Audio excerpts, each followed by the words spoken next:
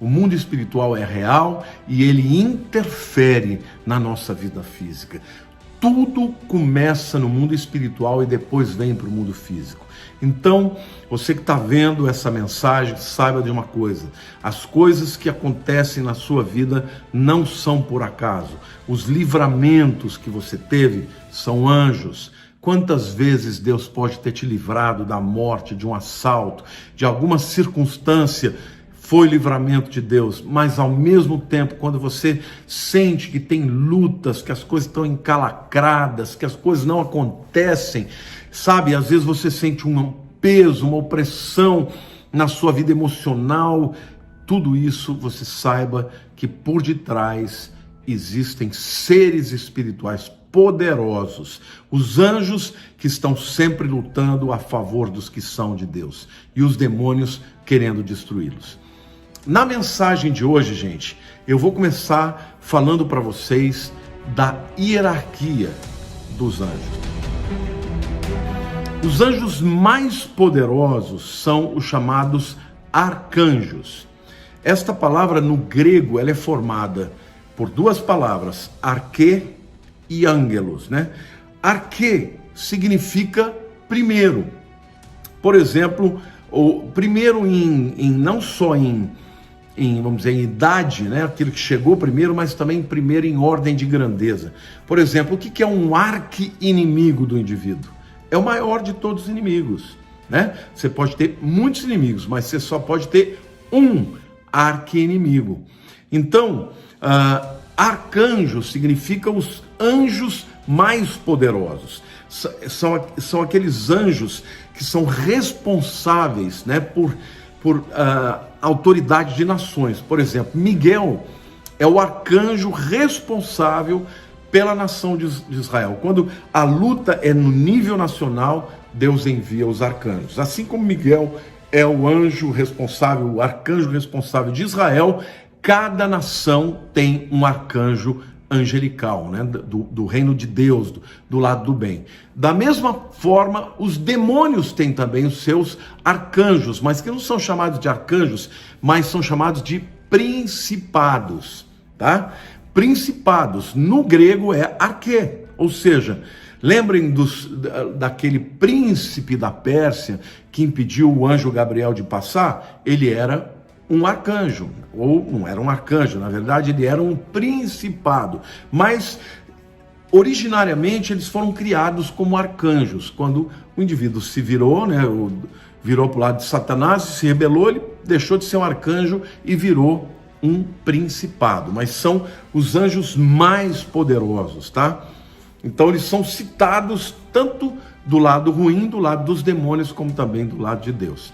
Mas a palavra arquê também, o arcanjo, também significa aquele que veio antes, né? Então, por exemplo, o que é uma arqueologia? É o estudo das coisas antigas. Então, muito provavelmente, os arcanjos e os principados foram criados primeiro, né?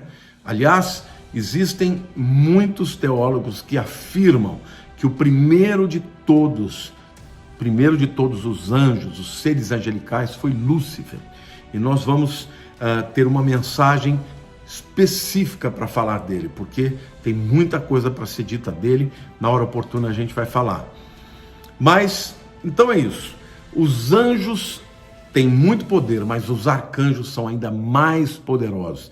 Lembrem-se que Gabriel, que é um anjo poderosíssimo, quando foi resistido pelo principado da Pérsia, ele não conseguiu passar. Ele teve que chamar ao arcanjo Miguel, porque aí então Miguel venceu o principado da Pérsia e ele pôde continuar até chegar em Daniel, que estava orando por 21 dias.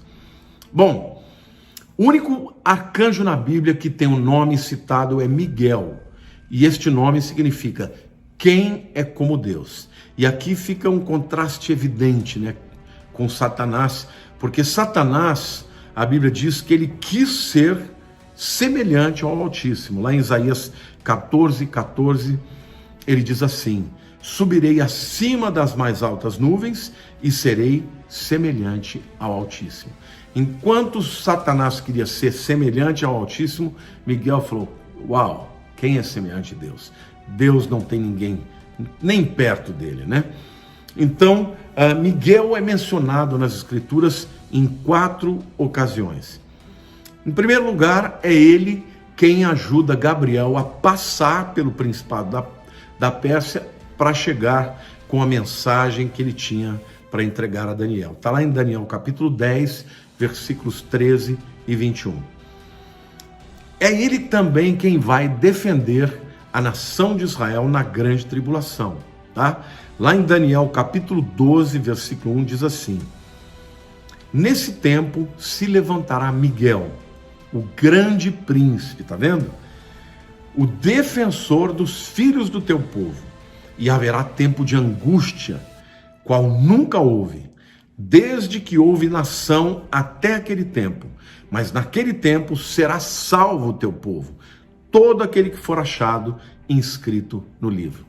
Então, na grande tribulação, Satanás só não vai conseguir destruir o povo de Israel, porque Miguel estará a seu favor. Aqui eu quero fazer um parênteses, gente. Os anjos do Senhor, eles nos protegem. Então, quando você tiver que enfrentar uma situação difícil, quando você vai para uma viagem, quando você tem uma empreitada, quando você tem que lidar com uma dificuldade talvez na sua família, peça a Deus a ajuda dos anjos. Porque os anjos estão aí para isso, gente.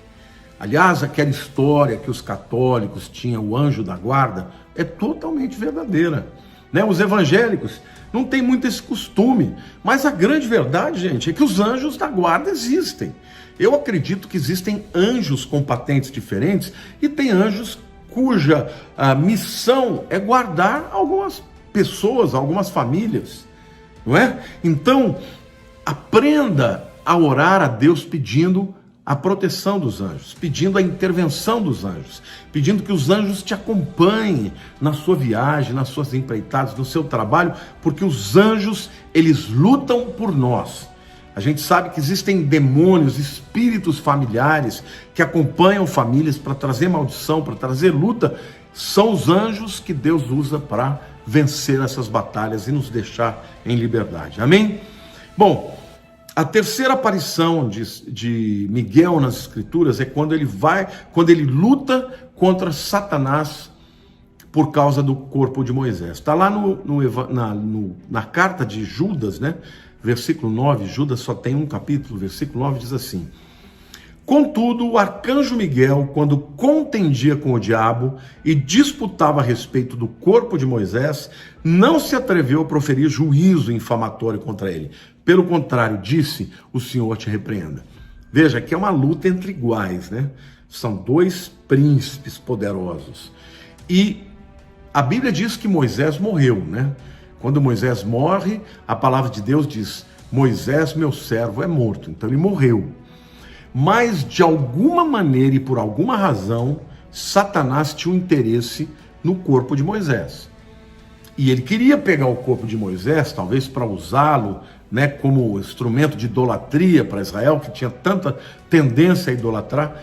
E quando ele foi pegar, Miguel entrou na jogada e falou: negativo, esse corpo é de Deus, esse homem é santo, está fora da tua cogitação. Mas a Bíblia diz que ele não ousou proferir juízo infamatório, ou seja, não foi ele quem decretou um juízo sobre Satanás, né?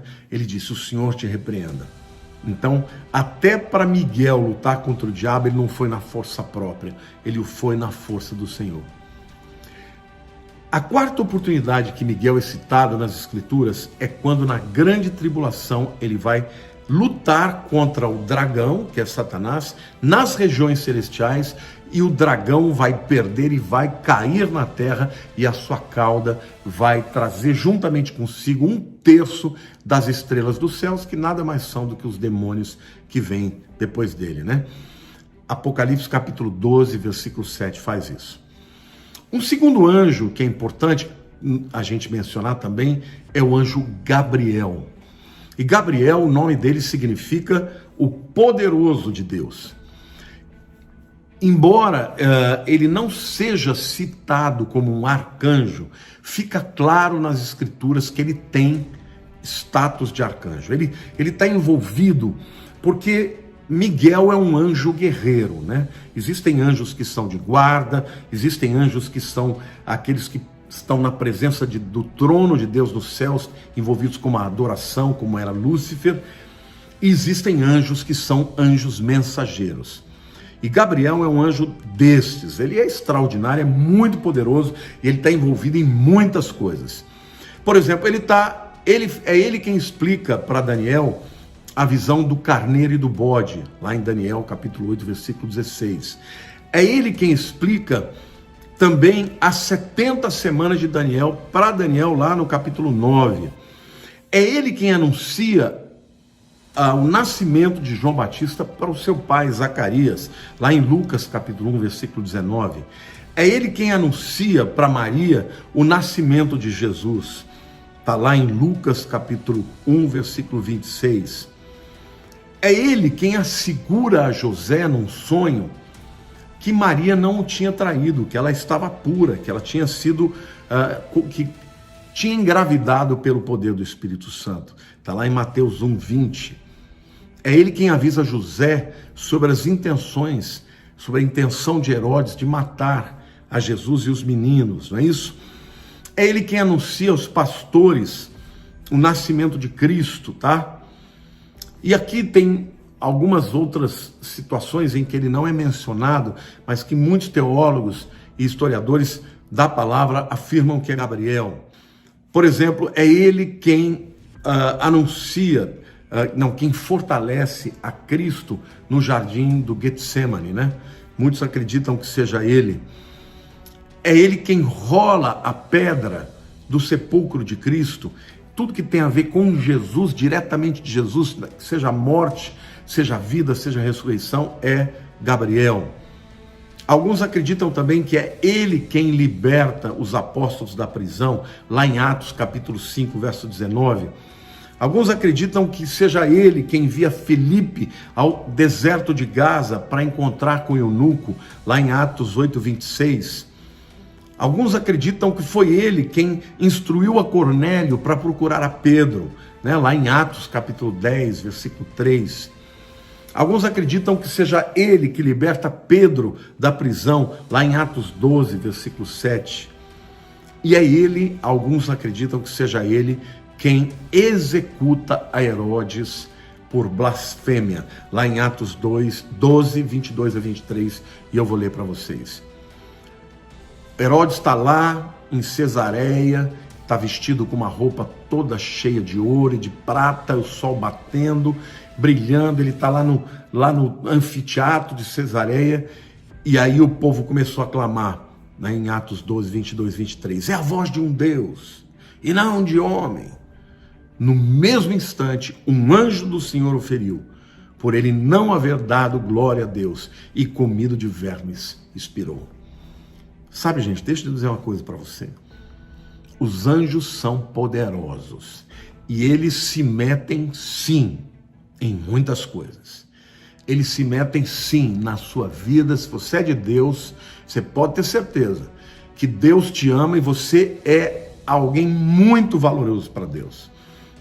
Você é, como no inglês a gente chama de asset. Você é, sabe, uma propriedade, algo de tremendo valor para Deus, e ele não vai deixar Satanás e os seus demônios cirandar sobre a sua vida sem te dar alguém à altura deles para te defender. Então, a minha dica para você, nós estamos falando de batalha espiritual, não faça nada, aprenda a partir de agora, não fazer nada sem falar, Senhor, envia os teus anjos. Eu não quero lutar essa guerra por mim mesmo, nem na minha força, nem na minha capacidade. Eu preciso dos teus anjos. E a Bíblia diz que o Senhor dará ordem aos anjos a teu favor. Amém? Muitos dizem também que foi o anjo Gabriel que assegura a Paulo que ninguém vai morrer naquele barco que está para afundar, né? Paulo está indo para Roma e ele está numa expedição, ele é prisioneiro, e havia outros prisioneiros naquele barco, e vem uma tempestade tão grande e o povo começa a ficar apavorado, e um anjo avisa Paulo: fique tranquilo que ninguém vai morrer. Pode falar para todo mundo. Então vejam como os anjos, eles se envolvem, meus queridos, na nossa vida, nas nossas lutas, nos nossos projetos, especialmente quando você é de Deus. E eu vou até além. Até antes de você converter, Jesus já te conhecia, então, se você seria dele, os anjos do Senhor já estavam te protegendo. Amém? E eu creio também que é o anjo Gabriel quem vai tocar a última trombeta para anunciar o arrebatamento. Por que eu creio? Porque Gabriel é o anjo destacado para revelar tudo que diz respeito a Jesus. Sabe aquelas 70 semanas de Daniel? Dizem respeito a Jesus. E, portanto, assim como todas as vezes que teve a ver com Jesus, era ele que vinha especialmente para trazer alguma mensagem ou para agir para que o plano de Deus em relação a Jesus seja estabelecido. Eu creio que ele é o anjo que vai ter a honra de tocar a última trombeta, a trombeta do arrebatamento. Glória a Deus! Está lá em 1 Tessalonicenses capítulo 4, versículo 16. Eu quero terminar essa palavra dizendo: os anjos têm muito poder. Eles se importam com a sua vida. Deus se importa com a tua vida. E, portanto, tudo que diz respeito a você, você não está por sua conta e risco. Os anjos de Deus estão com você.